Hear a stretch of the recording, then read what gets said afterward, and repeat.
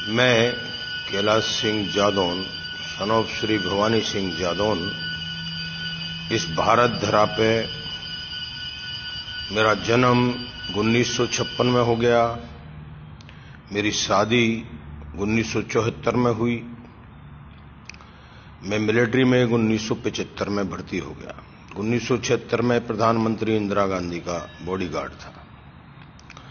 जयपुर खजानों को स्विट्जरलैंड भेजा गया। 18 बॉक्स 30 पेज की लिस्ट मेरे पास थी। मेरे वापस आते टाइम पे 14 संगातियों को पालम एयरपोर्ट पे शूट आउट कर दिया। पायलट ने साथ दिया। हम आगरा लैंड करके फरार हो गए।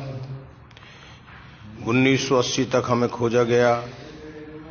नहीं मिलने पर गांव में मृत सर्टिफिकेट जैसा पहुंचा दिया कि ये सैनिक जिंदा है या मरा है, देखते ही गोली मारेंगे, जिससे मेरे पिता की मौत हो गई। हमारे ससुर के द्वारा रुद्रमुली ब्रिगेडियर रणवीर सिंह को बताया गया कि कुंवर साहब के साथ ऐसा हुआ है, ये फरार हैं, इनको खोजा जा रहा है मिलिट्री के द्वारा, ये समर्पण करना चाहते हैं। तो उन्होंने कहा कि नहीं, हम छुपा करके बेज नंबर देंगे। जब इनके साथ इतना बड़ा हादसा हो गया तो हमें दूसरा बेज नंबर दिया आरटी पैरा का, और हम नासिक ट्रेनिंग करके आगरा में ज्वाइन किया। 1982 में हमारी गार्ड का जब ये पता चल गया कि ये सैनिक यहां पर है, तो हम पे पुनः आगरा रेड के लिए अम्नेशन गार्ड पे अटैक बोला गया। उसमें हमारे सैनिक शहीद हुए और हम जख्मी हालात में पुनः फरार हुए।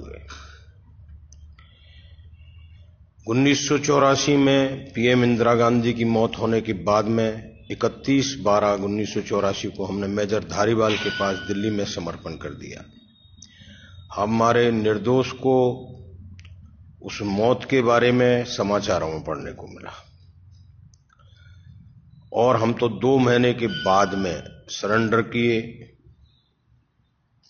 उस पर हमारे ऊपर 84 के दंगाइयों का केस और 1 साल की कोर्ट मार्शल करते हुए आगरा फांसी घर में जेल दे दी गई।